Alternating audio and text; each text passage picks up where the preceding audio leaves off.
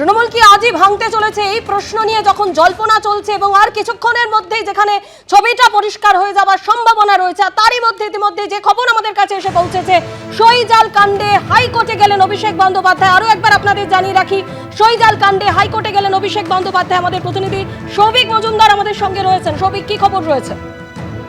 দেখো, তৃণমূল সাংসদ অভিষেক বন্দ্যোপাধ্যায় তিনি ইতিমধ্যেই কলকাতা হাইকোর্টের দ্বারস্থ হয়েছেন এবং তার আইনজীবীরা মাননীয় বিচারপতি অপূর্ব সিংহ রায়ের দৃষ্টি আকর্ষণ করেছেন মামলা দায়ের করার জন্য, এবং সেই অনুমতি দেওয়া হয়েছে। আগামী শুক্রবার এর শুনানির সম্ভাবনা রয়েছে।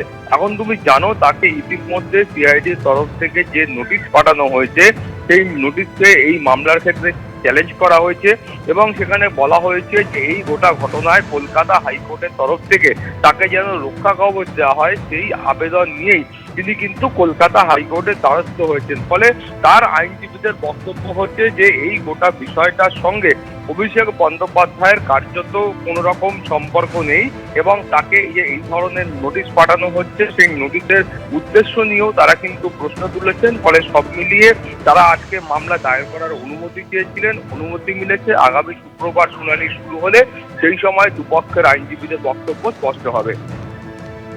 ধন্যবাদ সৌভিক।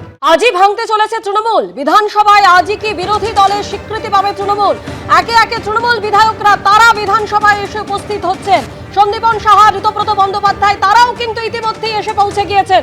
সরাসরি আমাদের প্রতিনিধি কৃষ্ণেন্দু অধিকারী আমাদের সঙ্গে রয়েছেন। কৃষ্ণেন্দু, গত ২-৩ দিনের যে ঘটনাক্রম, তাতে কিন্তু এই প্রশ্নটাই ঘুরে ফিরে আসছিল, তৃণমূলের পরিষদীয় দল ভাঙা কি শুধুমাত্র সময়ের অপেক্ষা? ইতিমধ্যেই দেখতে পাচ্ছে বিধানসভায় একে একে তৃণমূল বিধায়করা এসে হাজির হয়েছেন। ঠিক কি জানতে পারছো তুমি? দেখো, নজিরবিহীন ঘটনার সাক্ষী হচ্ছে পশ্চিমবঙ্গ বিধানসভা। মমতা বন্দ্যোপাধ্যায়ের মুখ দেখে যেটা ভোট হয়, সেই মমতা বন্দ্যোপাধ্যায়ের নিয়ন্ত্রণ থেকে, রাশ থেকে তৃণমূল বেরিয়ে যাচ্ছে। যে সম্ভাবনা, যে জল্পনা তৈরি হয়েছিল, সেটা একদম বাস্তবে রূপ নিচ্ছে বিধানসভার সামনে। বিধানসভায় ঋতব্রত বন্দ্যোপাধ্যায় 10:30টার মধ্যেই ঢুকে গেছেন। তারপর একে একে বিধায়করা, তৃণমূলের টিকিটে যারা জিতেছেন তারা ঢুকছেন। কিছুক্ষণ আগে প্রসূন বন্দ্যোপাধ্যায়, চাঁচলের বিধায়ক, তিনি ঢুকেছেন। ভরতপুরের বিধায়ক তিনি ঢুকেছেন। বোলপুরের চন্দ্রনাথ সিনহা তিনি ঢুকেছেন। গোলাম রাব্বানি তিনি ঢুকেছেন।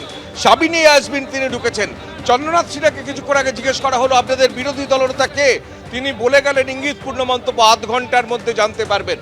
আরও একটা গাড়ি দেখতে পাচ্ছি, একটার পর একটা গাড়ি এইভাবে ঢুকছে বিধানসভায় এবং একজন বিধায়ক ঢুকছেন। যে বিধায়করা তৃণমূলের টিকিটে দাঁড়িয়েছিলেন, যে বিধায়কদের ভোটের আগে মমতা বন্দ্যোপাধ্যায় বলেছিলেন তিনি 294টা কেন্দ্রের প্রার্থী, তিনি, তার মুখ দেখেই ভোট হচ্ছে, সেই মমতা বন্দ্যোপাধ্যায়ের হাত থেকে তৃণমূলের রাশ একদম সরে যাচ্ছে। ঋতব্রত বন্দ্যোপাধ্যায় ঘনিষ্ঠ মহলে যেটা জানিয়েছেন, 60 জন বিধায়কের যে সম্মতি, সেই সম্মতি নিয়ে আলাদা করে আজকে চিঠি জমা পড়ছে। এই চিঠি কবে জমা পড়বে তারই একটা জল্পনা ছিল এবং কালকে বিধানসভার স্পিকার ছিলেন না, আজকে বিধানসভার স্পিকার আসবেন, এখনো তিনি আসেননি বিধানসভায়। কিছুক্ষণের মধ্যেই রাজ্য রাজনীতিতে একটা বড় সড়ো বদল হতে চলেছে, সেই ইঙ্গিত দেখা যাচ্ছে। ঋতব্রত বন্দ্যোপাধ্যায় সহ, সন্দীপন সাহা সহ তৃণমূলের বহু বিধায়ক, এই সংখ্যাটা এই কারণেই বলছি, আমরা দেখতে পাচ্ছি একটার পর একটা গাড়ি বেরোচ্ছে, বহু বিধায়কের সই সম্বলিত চিঠি বিধানসভায় জমা পড়ছে, বিধানসভার স্পিকারে জমা পড়ছে। অর্থাৎ তৃণমূলের তরফ থেকে অফিসিয়ালি যে শোভনদেব চট্টোপাধ্যায়কে বিরোধী দলনেতা করা হয়েছিল। কৃষ্ণেন্দু, তোমার কাছে আসবো, তুমি আমাদের সঙ্গে থাকো। একে একে বিধায়করা তারা কিন্তু বিধানসভায় এসে উপস্থিত এবং সূত্র মারফত যে খবর উঠে আসছে যে রাজ্য রাজনীতিতে পরিবর্তনের কিন্তু একটা সম্ভাবনার জায়গা তৈরি হচ্ছে এবং আর কিছুক্ষণের মধ্যে কিন্তু সেই বিষয়টা পরিষ্কার হয়ে যাবে। যাচ্ছি তো বিধানসভায়, দেখি মোটামুটি যেটা শোনা যাচ্ছে প্রায় 54 জন মিটিং অ্যাটেন্ড করবেন এবং তারা রেজলিউশন করবেন। দেখা যাক কি হয়ে যায় বিধানসভায়। আপনারা মূলত মানে কি বলবেন, এই হারের জন্য কি দায়ী? হার তো হয়েছে, হার জিত আছে, কেউ জিতবে কেউ হারবে, আগামী দিনেও দেখা যাবে। একটা সরকার সবসময় টিকে থাকে না, হার জিত আছে। যে পরিস্থিতি তৈরি হয়েছে, গতকাল মমতা বন্দ্যোপাধ্যায় তিনি মিটিং করেছেন, কিন্তু সেখানে অধিকাংশ এমএলএ থেকে আরম্ভ করে এমপি কাউকেই দেখা যাচ্ছিল না। সবাইকে তো ডাকেনি, ওরা লোকালি যেগুলোর এমএলএ ছিল ওরা উপস্থিত হয়েছে, বাকি বাইরের এমএলএদেরকে তো ডাকেনি। আপনাকে ডাকা হয়েছিল? না, ডাকেনি।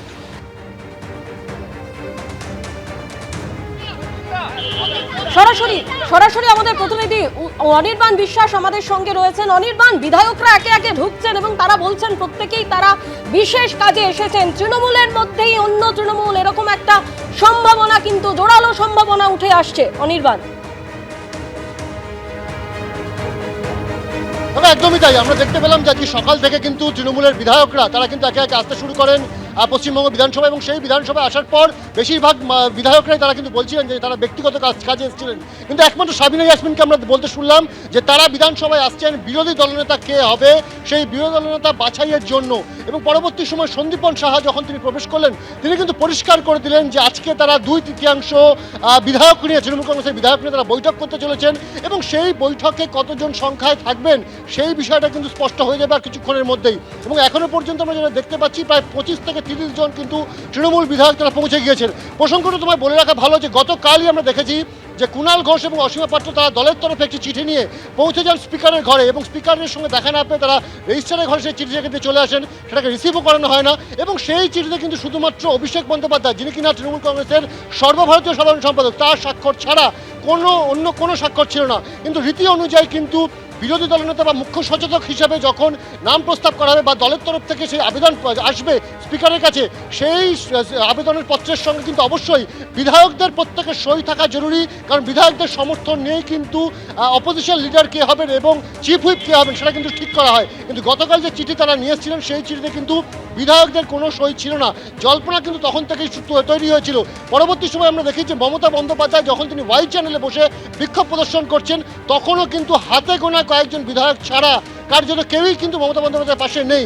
এবং আজ সকাল থেকে যে ছবি আমরা দেখলাম বিধানসভায়, একের পর এক তৃণমূল বিধায়ক তারা আসতে শুরু করলেন এবং প্রত্যেকে ভেতরে গেলেন একটা কথাই বলে, কেউ বলেন ব্যক্তিগত কাজ, কেউ বলেন অফিসিয়াল কাজ। একমাত্র সাবিনা ইয়াসমিন তিনি কিন্তু খোলাখুলি বললেন যে তারা আজকে বিধানসভায় পৌঁছাচ্ছেন তার কারণ বিরোধী দলনেতা কে হবে সেটা বেছে নেওয়ার জন্য। অন্যদিকে কিন্তু সবকিছু শিলমোহর দিয়ে চলে গেলেন সন্দীপন সাহা, তিনি কিন্তু বললেন যে আজকে কিন্তু 2/3 বেশি বিধায়ক নিয়ে তারা বৈঠকে বসতে চলেছেন, এবং এই বৈঠকে কিন্তু পরিষ্কার হয়ে যাবে যে তৃণমূল কংগ্রেসের পরিষদীয় দলের ভবিষ্যৎ কি। মূলত বলাই যায় যে যেভাবে তৃণমূল কংগ্রেসের বিধায়করা তারা দলের সিদ্ধান্তের বিরুদ্ধে গিয়ে আজকে বিধানসভায় উপস্থিত হচ্ছে, স্বাভাবিকভাবে পরিষদীয় দল যে ভাঙতে চলেছে এটা কিন্তু একেবারে পরিষ্কার। একেবারে গত কয়েকদিনের যে পরিস্থিতি আমরা দেখেছি এই প্রশ্নটাই কিন্তু ঘুরে ফিরে এসেছে। অনির্বাণ, তুমি আমাদের সঙ্গে থাকো। সাবিনা ইয়াসমিন কি বলছেন শুনুন। সকলে যারা আমরা এমএলএ আছি, তৃণমূল কংগ্রেসের যারা আমরা এমএলএ আছি সবাই মিলে এটা আমরা অর্গানাইজ করি। কতদিন আছেন আজকে দেখতে পাবেন, একটু পরে আমরা জানিয়ে দেব আমরা বিরোধী দলনেতা কে হবে সেটাকে নিয়েই আজকে বিধানসভায় তৃণমূল কংগ্রেসের মেজরিটি আমরা এমএলএরা আলোচনা করে আজকে ঠিক করব।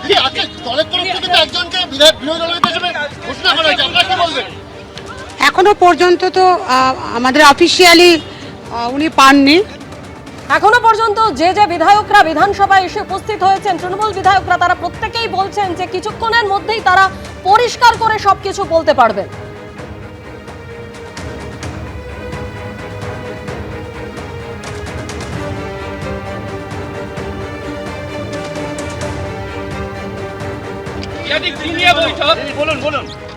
আজকে এসছি আমার ওই মানে সারা বছরের সেটা তোলা হয়নি, ওই জন্য ওটা তোলার জন্য এসেছি।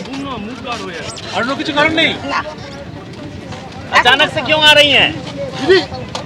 আজকে তো পিয়াদি আরো বিধায়করা আসছেন, শোনা যাচ্ছে আপনারা নতুন বিরোধী দলনেতা নিয়াবেন আজকে, বৈঠক তো হচ্ছে। হ্যাঁ আপাতত হচ্ছে। সরাসরি আমাদের প্রতিনিধি উজ্জ্বল মুখোপাধ্যায় আমাদের সঙ্গে রয়েছেন। উজ্জ্বল, প্রত্যেক বিধায়ক তারা কিন্তু বলছেন কিছুক্ষণের মধ্যেই তারা পরিষ্কার করে জানাতে পারবেন বিরোধী দলনেতা হিসাবে তারা কাকে চাইছেন সে বিষয়ে তারা পরিষ্কার করে বলছেন না।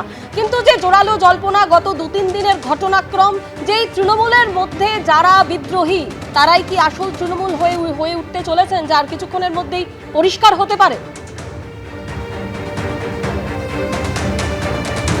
একেবারেই তাই দেখো, এবং সবচাইতে যেটা বোঝার ক্ষেত্রে সুবিধা তা হচ্ছে 80 জন তৃণমূল কংগ্রেসের বিধায়ক তারা নির্বাচনে জয়ী হয়েছিলেন, তার মধ্যে 2 জনকে সাসপেন্ড করেছিল দল, রইল 78। 2/3 মেজরিটির জন্য প্রয়োজন 52। এখানে যারা আজকে এই তৃণমূল কংগ্রেসের থেকে বেরিয়ে তারা যারা বিদ্রোহের পথে, তাদের দাবি এই সংখ্যাটা 60 থেকে 62 জনে পৌঁছাবে।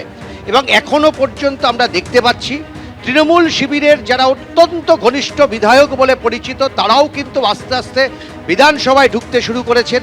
জাভেদ খান থেকে শুরু করে তৃণমূল কংগ্রেসের গত 15 বছরের মন্ত্রী ছিলেন এরকম বহু মুখকে আমরা দেখতে পাচ্ছি আজকে তারা বিধানসভায় আসছেন, যাদেরকে মমতা বন্দ্যোপাধ্যায় ধর্ণা মঞ্চে অথবা সাম্প্রতিককালে দলের কোনো কর্মসূচিতে দেখা যায়নি। অর্থাৎ এরা কিন্তু সকলেই নতুন একজন দলনেতা নির্বাচন করতে চান। শুধু নতুন দলনেতা না, এক্ষেত্রে চিফ হুইপ কে হবে এবং ডেপুটি দলনেতা কে হবে, এই তিনটে নামের প্রস্তাবও কিন্তু তারা আজকে অধ্যক্ষের কাছে দেবেন। এবং দেখো খুব তাৎপর্যপূর্ণ সেটা হচ্ছে এই সই করেও কিন্তু তারা পাঠাতে পারতেন। অর্থাৎ অধ্যক্ষের কাছে এই যে 60 জন বা 62 জন বা 65 জন যারাই আসুক না কেন, তারা কিন্তু সই করে এই চিঠি যদি তারা অধ্যক্ষের কাছে জমা দিয়ে দাবি করতেন যে তারাই আসল বিরোধী দল, তাদের সঙ্গেই বেশিরভাগ বিধায়ক আছেন, সেটাও কিন্তু হতে পারত। কিন্তু যেহেতু এই সই বিভ্রাট চলছে এবং জাল সইয়ের অভিযোগ উঠছে, সিআইডি তদন্ত করছে, ফলে আজকে কিন্তু তারা কোনো রকম সইয়ের ক্ষেত্রে যাননি, একেবারে সশরীরে হাজির থেকে তারা অধ্যক্ষের কাছে গিয়ে দাবি জানাবেন যে তারা আছেন, তারা মনে করেন অমুক ব্যক্তিকে বিরোধী দলনেতা করা হোক, অমুককে চিফ হুইপ করা হোক, এবং সেই দাবি সরাসরি অধ্যক্ষের টেবিলে দাঁড়িয়ে তারা দাবি করবেন এবং তার সামনে তারা সই করে এই চিঠি জমা দেবেন। এটা কিন্তু নিঃসন্দেহে একটা অত্যন্ত তাৎপর্যপূর্ণ সিদ্ধান্ত, কারণ রাস্তা থেকে কারোর থেকে সই করে নিয়ে এসে সেই চিঠি জমা দিলে বিধায়কদের আবার পরে প্রশ্ন উঠতে পারত তিনি সই করেছেন কি করেননি, বা তার সই নিয়ে কোনো রকম জল্পনা আছে কিনা। ফলে কোনো রকম জল্পনায় না গিয়ে একেবারে সশরীরে তারা হাজির হচ্ছেন, অধ্যক্ষের কাছে গিয়ে তারা দাবি করবেন যে আমাদের দলের বিরোধী দলনেতা আমরা তাকে চাই এবং তাকে এই দায়িত্ব দেওয়া হবে। অর্থাৎ দেখো কৌশলগতভাবে তারা যে পদক্ষেপ করলেন সেটা কিন্তু খুব তাৎপর্যপূর্ণ। অর্থাৎ আজকে যারা এসে বিরোধী দলনেতা হিসেবে যার নাম এখানে প্রস্তাব করে যাবেন এবং সশরীরে এসে অধ্যক্ষের সামনে দাঁড়িয়ে তারা সই করবেন, সেক্ষেত্রে কিন্তু তাদের সাথে কথা বলে তাদের মতামত চেঞ্জ করা, তাদের মতামত পরিবর্তন করার আর কিন্তু খুব একটা সুযোগ তৃণমূল কংগ্রেসের নেতৃত্বের হাতে থাকবে না, এবং তারা অস্বীকারও করতে পারবেন না যে তারা সই করেননি। অর্থাৎ একেবারে সশরীরে এসে তারা একেবারে সশরীরে তারা কিন্তু একে একে উপস্থিত হয়েছেন বিধায়করা, এবং প্রত্যেকেই বলছেন তারা বিশেষ কাজে এসেছেন। আর কিছুক্ষণের মধ্যেই কিন্তু তারা বলতে পারবেন যে তারা কেন এসেছেন এবং বিরোধী দলনেতা হিসাবে কাকে চাইছেন, তারও উত্তর কিন্তু পরিষ্কার হবে। আমাদের প্রতিনিধি কৃষ্ণেন্দু অধিকারী আমাদের সঙ্গে রয়েছেন। কৃষ্ণেন্দু, আমরা দেখেছি যে এই সই জালিয়াতি নিয়ে সরব হবার পরই ঋতব্রত বন্দ্যোপাধ্যায়, সন্দীপন সাহা দল থেকে বহিষ্কার করা হয় যাদের, এবং তারপর থেকে কিন্তু এই প্রসঙ্গই ঘুরে ফিরে আসছিল। তৃণমূল ভাঙার অপেক্ষা, শুধু সময়ের অপেক্ষা রয়েছে তৃণমূল ভাঙার। সেই জায়গা থেকে ইতিমধ্যে বিধায়করা এসে উপস্থিত হয়েছেন এবং সূত্র মারফত একটা খবর পাওয়া যাচ্ছে যে ঋতব্রত বন্দ্যোপাধ্যায় কমপক্ষে 60 জন বিধায়কের সঙ্গে নিয়ে তিনি অধ্যক্ষের কাছে পৌঁছবেন। সূত্র মারফত এমন একটা খবর পাওয়া যাচ্ছে, তুমি কিছু জানতে পারছো? একদমই তাই। ঋতব্রত বন্দ্যোপাধ্যায় ঘনিষ্ঠ মহলে জানিয়েছেন 60 জন বিধায়কের সমর্থন তার সঙ্গে রয়েছেন বা তাদের সঙ্গে রয়েছেন, এবং তারা প্যারালালি একটা নতুন যে বিরোধী দলনেতা কে হবেন বা চিফ হুইপ কে হবেন সেই তালিকা আজকে বিধানসভায় পেশ করতে পারেন। এবং এই জল্পনা দুদিন ধরেই চলছিল, কিন্তু আজকে সেই জল্পনা আরও বেড়েছে এই কারণেই যে শুধু ঋতব্রত বন্দ্যোপাধ্যায় বা সন্দীপন সাহা নয়, একে একে বিধানসভায় যে সমস্ত বিধায়করা ঢুকছেন যারা তৃণমূলের টিকিটে জিতেছেন এবং যারা মমতা বন্দ্যোপাধ্যায় 294টা কেন্দ্রেই প্রার্থী বলে যারা জিতেছেন, তারা আজকে মমতা বন্দ্যোপাধ্যায়ের সিদ্ধান্তের কার্যত বিরোধিতা করে যাওয়ার সময় বলে যাচ্ছেন যে বিরোধী দলনেতা কে হবে আধ ঘন্টার মধ্যে জানতে পারবেন। চন্দ্রনাথ সিনহা, তিনি বোলপুরের বিধায়ক, তিনি পর্যন্ত বলছেন এটা। অর্থাৎ বিরোধী দলনেতা তৃণমূলের তরফ থেকে তুমি জানো এটা স্পষ্ট করা হয়েছে যে শোভনদেব চট্টোপাধ্যায়, গতকালই অভিষেক বন্দ্যোপাধ্যায়ের তরফে আবার একটা চিঠি দেওয়া হয়েছে, কিন্তু বিরোধী দলনেতা নতুন করে কারা হবে সেইটা তারা ঠিক করতে যাচ্ছেন এটা স্পষ্ট করে দিয়েছেন। সাবিনা ইয়াসমিন মোথাবাড়ির বিধায়ক, তিনি যাওয়ার সময় বলেছেন যে আমরা বিরোধী দলনেতা ঠিক করতে আসছি। বিরোধী দলনেতা যেখানে মমতা বন্দ্যোপাধ্যায়ের দল বা অভিষেক বন্দ্যোপাধ্যায়ের দল তৃণমূলের তরফ থেকে স্পষ্ট করে দেওয়া হয়েছে, সেখানে তৃণমূলের টিকিটে জেতা একের পর এক বিধায়ক আজকে বিধানসভায় ঢুকে বলছেন বিরোধী দলনেতা কে হবে ঠিক করতে তারা যাচ্ছেন। এটাতে স্পষ্ট যে জল্পনা ছিল সে আর জল্পনা নেই, কার্যত বাস্তব রূপ নিয়েছে। প্রসূন বন্দ্যোপাধ্যায়, চাঁচলের বিধায়ক, চন্দ্রনাথ সিনহা, রথীন ঘোষ, যে রথীন ঘোষের বাড়িতে দুদিন আগে রবিবারে বৈঠক হয়েছে বলে সূত্রপাত আমরা জানতে পেরেছি।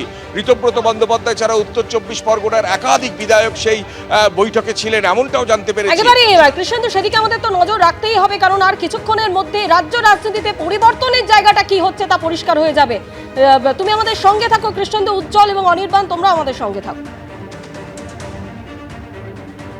সন্দীপন সাহা তিনি কি বলছেন, তিনিও ইতিমধ্যে বিধানসভায় এসে উপস্থিত হয়েছে, শুনুন।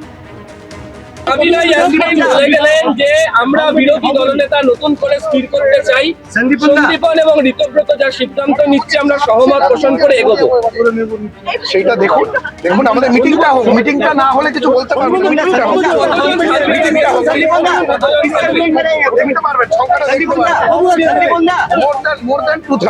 এবিপি আনন্দ, এগিয়ে থাকে, এগিয়ে রাখে।